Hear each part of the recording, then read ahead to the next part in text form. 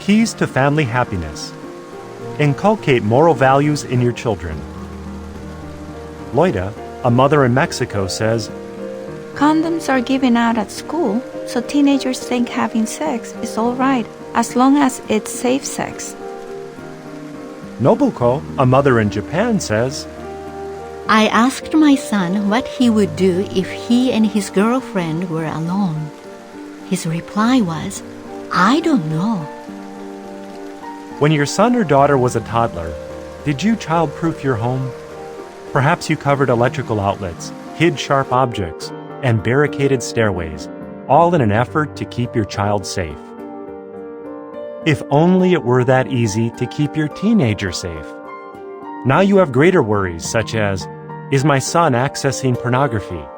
Is my daughter sexting, sending lewd photos of herself via cell phone? And the dreaded question, is my teenager sexually active? The illusion of control. Some parents try to maintain 24-hour surveillance over their teens by hovering over them and monitoring their every move. Later, many of them discover that such helicopter parenting only drove their teen underground. Their son or daughter became adept at hiding the very conduct the parents were trying to prevent. Clearly, control is not the answer.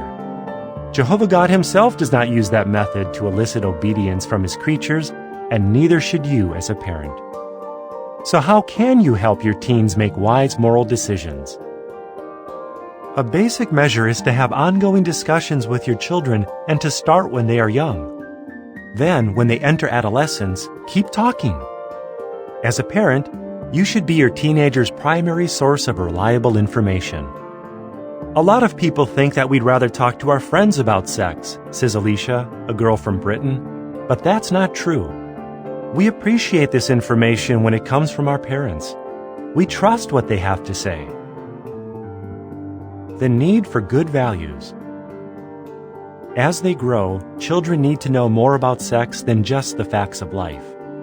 They should also have their perceptive powers trained to distinguish both right and wrong. Hebrews 5:14. In short, they need values, a moral code made up of strongly held beliefs about sex, along with conduct that conforms to those beliefs. How can you inculcate good values in your teenager? Start by considering your own values. For example, you may strongly believe that fornication, sex between unmarried individuals, is wrong. Likely, your children know your position on the matter. They may even be able to quote Bible passages that back up your beliefs. When questioned, they may readily answer that premarital sex is wrong. But more is needed. The book Sex Smart observes that some youths may outwardly agree with their parents' beliefs about sex. The book states, they feel too uncertain to form their own opinions. When they stumble into an unexpected situation and face an immediate dilemma about how far to go, they find themselves mixed up and in real trouble. This is precisely why values are essential. How can you help your teen acquire them? Make your values clear. Do you believe that sex should be reserved for marriage? Then tell your teen clearly and often. According to the book Beyond the Big Talk, research reveals that in homes where parents have given their teen children clear messages that indicate that they disapprove of teens having intercourse, these teens are more likely to delay becoming involved in sexual intercourse. Of course, as mentioned earlier, simply stating your values does not guarantee that your son or daughter will choose to live by them. However, solid family values will provide a foundation upon which children can build their own. And studies have found that many youths do eventually adopt their parents' values, even if during the teen years the children seem to have put them in storage. Try this. Use a news event to initiate a discussion and communicate your values. For example, if a sex crime is reported, you might say, I'm appalled at the way some men try to take advantage of women. Where do you think they get such ideas? The following is supplementary information. The Bible has stood the test of time. The instruction related to sexual behavior in the Bible has stood the test of time. In a day when an increasing number of young teens are reaping the serious emotional consequences of premature sexual activity, out-of-wedlock pregnancies, and AIDS and other sexually transmitted diseases, the Scripture's advice to save sex for marriage is extremely relevant, the only safe sex, and effective. Parenting teens with love and logic. Returning to the article. Teach the whole truth about sex. Warnings are necessary. However, the Bible primarily portrays sex as a gift of God, not as a trap of Satan. Telling your teens only about the dangers may leave them with a distorted, unscriptural view of the topic. My parents put a lot of emphasis on sexual immorality, says a young woman in France named Karina, and that gave me a negative attitude toward sex relations. Make sure that your children get the whole truth about sex. What I have always tried to get across to my teens, says a mother in Mexico named Nadia, is that sex is beautiful and natural, and that Jehovah God gave it to humans for them to enjoy. But it has its proper place within marriage. It can give us happiness or suffering, depending on how we use it. Try this. The next time you talk to your teen about sex, end the discussion on a positive note. Do not be afraid to portray sex as a wonderful gift from God that he or she can enjoy in the future as a married person. Convey confidence that until that time, your teen can adhere to God's standards. Help your teen evaluate the consequences.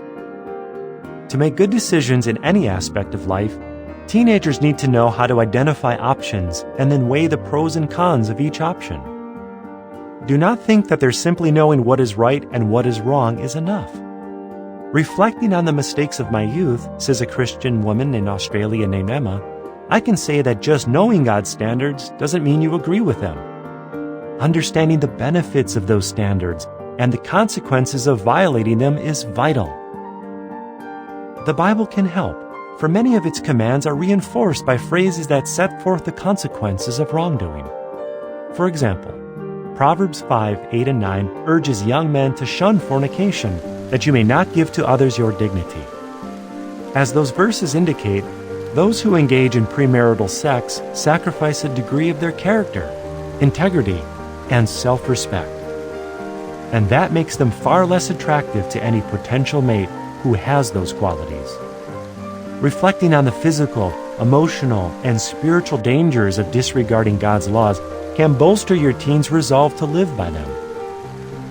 Try this. Use illustrations to help your teen see the wisdom of God's standards. For example, you might say, a campfire is good, a forest fire is bad. What is the difference between the two, and how does your answer apply to the boundaries God has set regarding sex? Use the account at Proverbs 5:3-14 to help your teen understand the harmful consequences of fornication.